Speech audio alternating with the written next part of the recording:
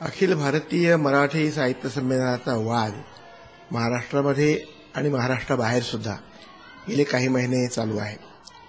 दुर्दैवाने हा वाद व्हायला नको होता, कारण गेल्या 80-81 वर्षांची जी परंपरा मराठी साहित्य संमेलनाची आहे त्यामध्ये वाद झाले, परंतु ते वाङ्मयीन स्वरूपाचे वाद झाले। यावर्षी जो वाद चाललेला आहे तो खरं म्हणजे वाद म्हणण्यापेक्षा तो एक खेळखंडोबा किंवा साहित्य जगताची अप्रतिष्ठा करणारं सगळं चाललेलं आहे, असं मला एक साहित्यिक म्हणून आणि साहित्य संमेलनाचा पूर्वाध्यक्ष म्हणून सुद्धा वाटतं। यामध्ये माझी भूमिका किंवा माझ्यासारख्या समविचारी मंडळींची भूमिका काय आहे हे मी अनेक वेळा याच्यापूर्वी महाराष्ट्राला सांगितलेलं आहे, पुन्हा सांगतो सकाळसाठी। हा संबंध विषय या महामंडळ नावाची जी संस्था आहे त्या संस्थेने अतिशय चुकीच्या पद्धतीने हाताळलेला आहे। मुळात हे संमेलन रीतसर झालं असतं। परभणी, ठाणे आणि रत्नागिरी ह्या 3 ठिकाणच्या संस्थांनी निमंत्रण दिलं होतं। त्या ठिकाणच्या 2 संस्थांची ती पाहणी करून आले। जवळजवळ निर्णय झाला होता की महाराष्ट्रामध्ये साहित्य संमेलन घ्यायचा। दरम्यान त्यांच्यातला एक पदाधिकारी अमेरिकेला गेला, अनधिकृतपणे खाजगी रीतीने आपल्या घरच्या कामासाठी गेला आणि अमेरिकेची जी मंडळी आहे ती मला स्वतः येऊन भेटून गेली। त्यांना साहजिक वाटलं की आपला साहित्याचा उत्सव आपल्या भागामध्ये व्हावा असं वाटण्यामध्ये काही गैर नाही, आणि त्यामुळे ती मंडळी इथे आली। त्यांनी त्याचे विचारलं की आणि या माणसाने गाफीलपणे म्हणा किंवा काय म्हणू आपण सांगता येत नाही, परंतु शब्द देऊन टाकला की चला तुमच्याकडे आम्ही साहित्य संमेलन घेऊ। एवढ्याच नव्हे तर जागा पण तिथे पाहिली अधिकार नसताना, आणि ती साधी सरळ मंडळी आहे। अमेरिकेतले जे आपले मराठी बांधव आहेत, मराठी भाषेवर प्रेम करणारे, ती सगळी मंडळी मला नंतर भेटून गेली आणि त्यांनी हा गोंधळ सांगितला। खरं म्हणजे हा विषय हाताळण्यामध्ये सुद्धा महामंडळाची चूक आहे।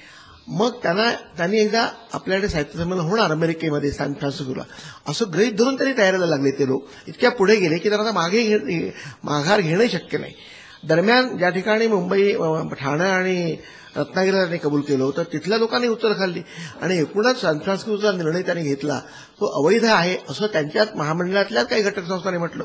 त्यामुळे हा सगळा गोंधळ सुरू झाला आणि मग अर्थातच माझ्यासारख्या माझी अनेक विचारी मंडळी आहेत की विचार पडला की याच्यावर काहीतरी आपण ठाम भूमिका घेतली पाहिजे। आणि आमची भूमिका अशी आहे की हे अखिल भारतीय साहित्य संमेलन नाही, जे विश्व साहित्य संमेलन म्हणून त्यांनी जो पर्याय काढलेला आहे तो हरकत नाही। साहित्य संमेलन कुठेही व्हावं, ते विश्व साहित्य संमेलन व्हावं, आमचे शेवाळकर म्हणाल त्याप्रमाणे ब्रह्मांडावर व्हावं, आमचे विंदा करंदीकर म्हणाल त्याप्रमाणे दक्षिण गोदार्धावर व्हावं, कुठेही व्हावं। मराठी भाषेची सेवा कोणी केली तरी आम्हाला स्वागतार्ह आहे, परंतु हा असं सगळं चाललेलं आहे खेळखंडोबा काही मराठी साहित्य विश्वाला शोभा देणार नाही। पण आमचं म्हणणं असं की हे अखिल भारतीय साहित्य संमेलन रत्नागिरीला होणार आहे, ते शारदा साहित्य संमेलन म्हणजे रत्नागिरीच्या संस्थेपुरतं आहे, ते काय अखिल भारतीय साहित्य संमेलन आहे।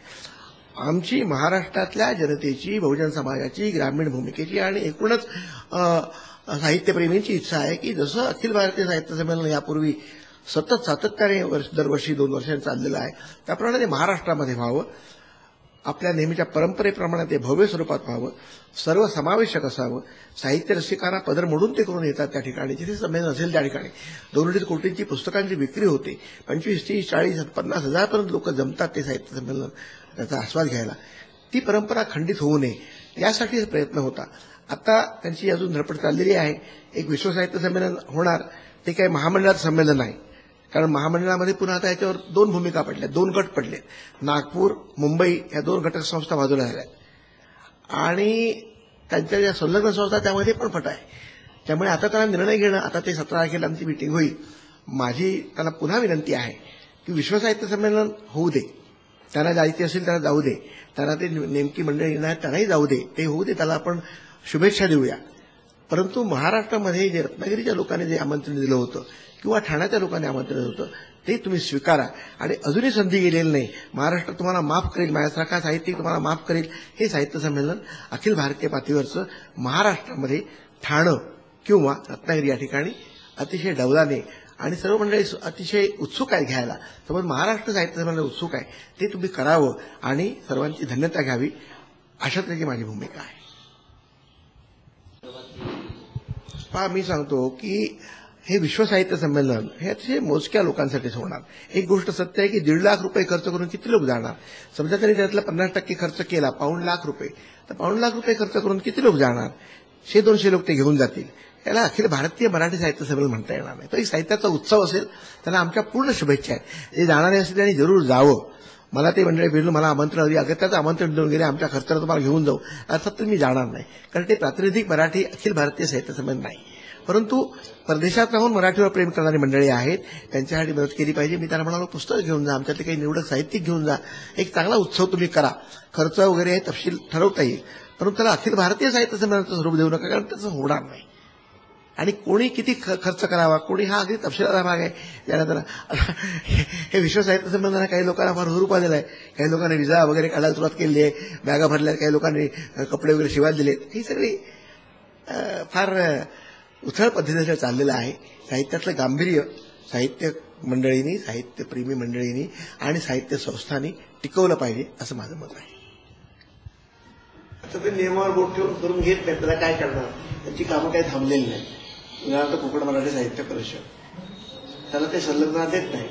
त्यांचं म्हणणं असं कोकण सुद्धा आपल्याला कोकणात त्याचं काही काम नाही नाहीये. परंतु आमचे तरुण कार्यकर्ते आहेत, त्यांना वाटतं की आपण मुख्य प्रवाहामध्ये असावं म्हणून. आणि कोकणाचं मराठी साहित्याला एवढं योगदान आहे हे आपल्याला मी पुन्हा सांगण्याची आवश्यकता नाही.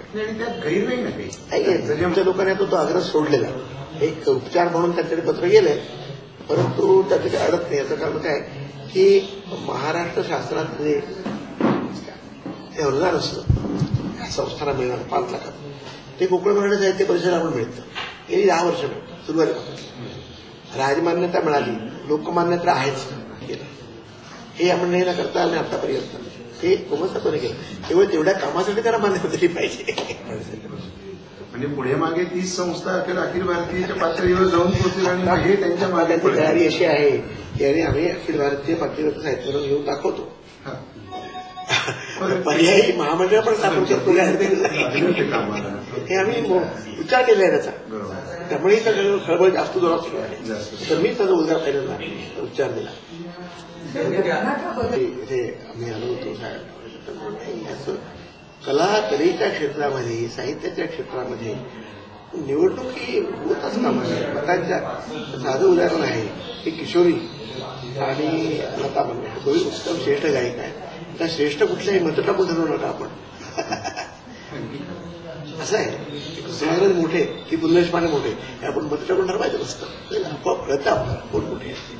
त्यामुळे ते तसं साहित्य रसिकांनी ते मर्म माधुरीपणे ठरवावं अशी होती. पतपेढीची निवडणूक होते, बँकेची निवडणूक होते, सहकारी सोसायटीची निवडणूक होते. ज्या ठिकाणी काही स्वार्थ किंवा सत्ता आहे राजकारणात निवडणूक होते. या ठिकाणी काही सत्ता नसते, काही नाही. अनभिषिक्त राजा असतो 1 वर्षापुरता, त्याला निवडणूक कसली करतात तुम्ही.